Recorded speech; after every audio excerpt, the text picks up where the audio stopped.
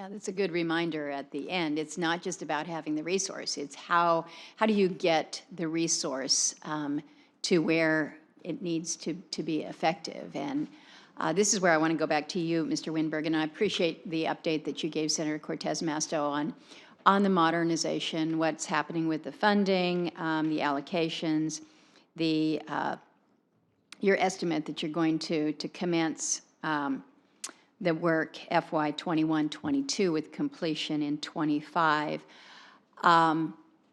You have indicated in your comments this morning that we are 100% drawdown ready. If the president says so, we're ready to go. You've talked or walked Senator Manchin through the 13 days and what has to happen with all of that. Are you concerned at all as we move towards this modernization and your ability to be 100% drawdown ready? If you're in the midst of this life extension project, is that going to impact our drawdown readiness?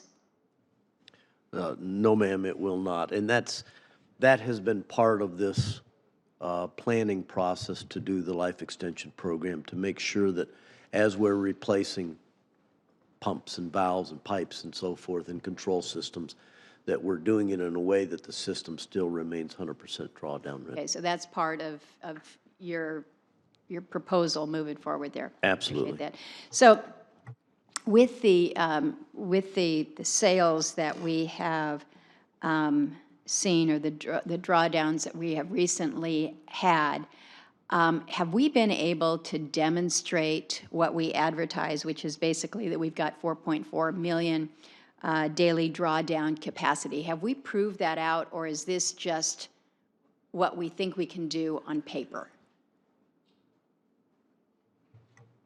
We have not had the need recently to discharge at 4.4 million barrels a day, but we are across the four sites. We have discharged through congressionally mandated sales. In fact, we have a 10 million barrel sale underway right now, and so the equipment is being tested, if you will. It's being operated. It's being utilized. So our confidence level is quite high. Also, we take a look at this every year when we do an internal study to make sure that the systems are ready to operate as they're called on to do. Well, let me ask about the systems, and then I'd ask for feedback from others on this, because it's not just do we have the actual commodity in the reserve. It's how we move it. It kind of goes a little bit to what Senator Cortez Masto and what you, Mr. Sotomori, ended with in terms of you've got to have the electricity. If you've got an extreme weather event, it's not just having the reserves, it's how do you move it.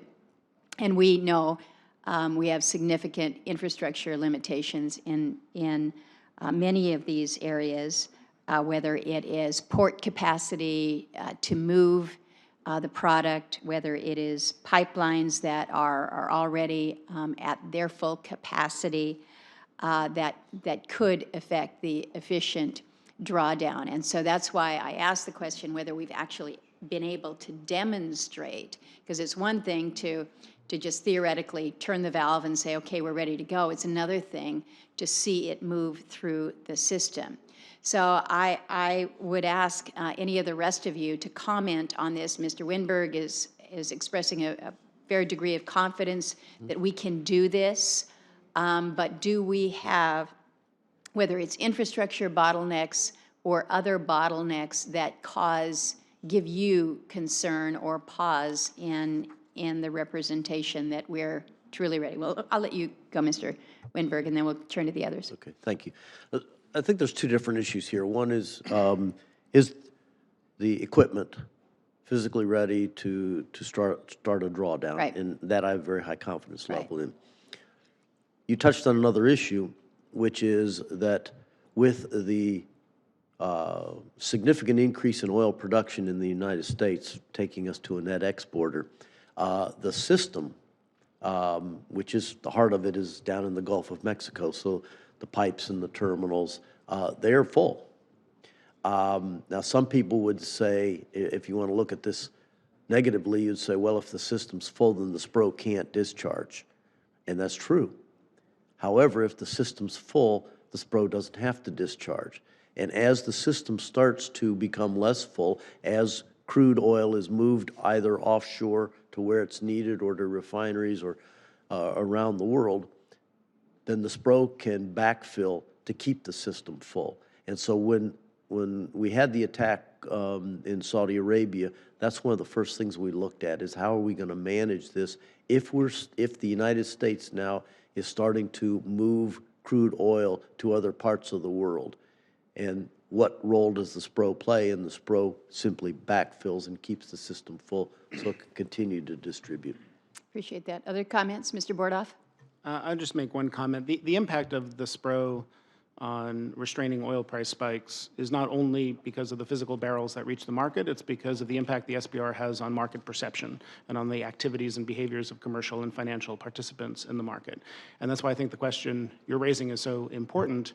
After the attack in Abqaiq, if you read the media reporting, you saw there was a huge amount of skepticism among market participants about whether we could actually get to 4.4 million barrels a day.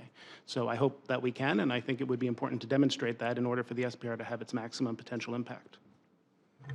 Mr. Sotomori, would you agree that that would be helpful if it was to be fully demonstrated, or is it necessary? Of course, the market expectation is very important in terms of the kind of the impact on the market in the case of actual disruptions. But of course, I believe that it's up to the Department of Energy in terms of how to implement that. Appreciate that.